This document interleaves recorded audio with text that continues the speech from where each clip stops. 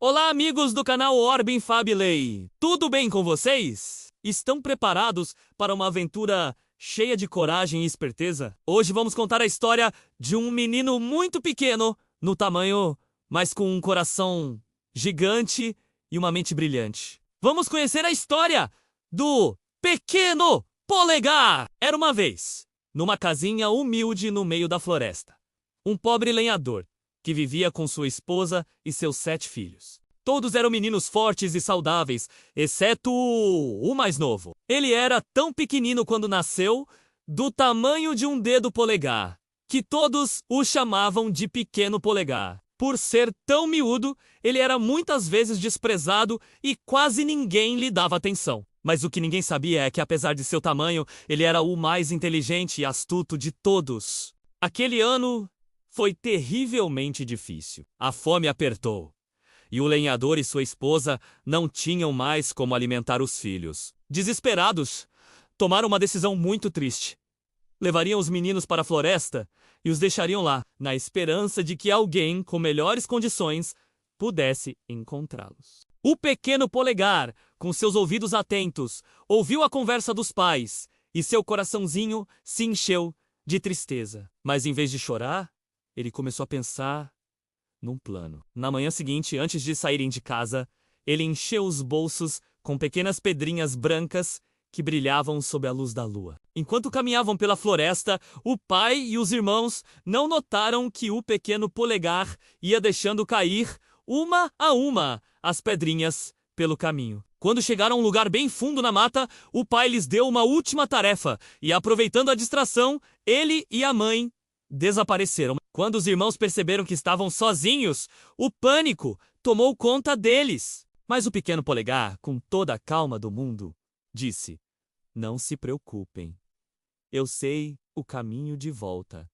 Sigam-me." E assim, seguindo o rastro das pedrinhas brilhantes, eles conseguiram voltar para casa sãos e salvos. Os pais ficaram surpresos e até um pouco felizes em vê-los, mas a fome continuava. Pouco tempo depois, eles decidiram tentar abandoná-los novamente. Desta vez, o Pequeno Polegar não conseguiu pegar pedrinhas, pois a porta estava trancada. Então, ele guardou no bolso o seu único pedaço de pão. Pelo caminho, ele foi deixando migalhas para marcar a trilha. Só que ele não contava com os passarinhos da floresta, que comeram todas as migalhas. Quando perceberam que estavam sozinhos de novo, o desespero foi ainda maior.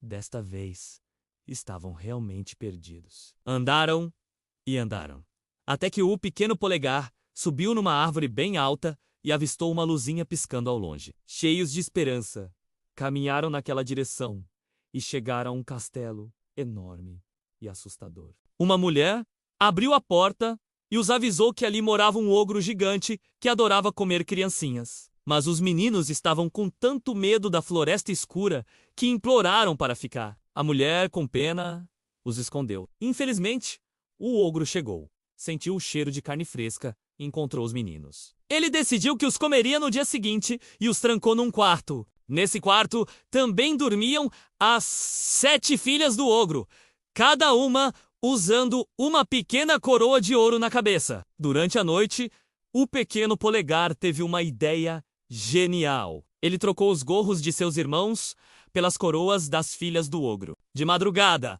o ogro entrou no quarto escuro e, tocando as cabeças para encontrar os meninos, sentiu os gorros e, pensando serem os filhos do lenhador, acabou levando suas próprias filhas. Quando o ogro percebeu seu erro terrível, ficou furioso e calçou suas botas mágicas de 7 léguas, que permitiam dar passos gigantescos, e saiu em perseguição aos meninos. O Pequeno Polegar, vendo o ogro se aproximar, escondeu seus irmãos. O ogro, cansado da busca de Tussi para descansar perto do esconderijo deles. Com muito cuidado, o Pequeno Polegar se aproximou do gigante adormecido e tirou as botas mágicas de seus pés.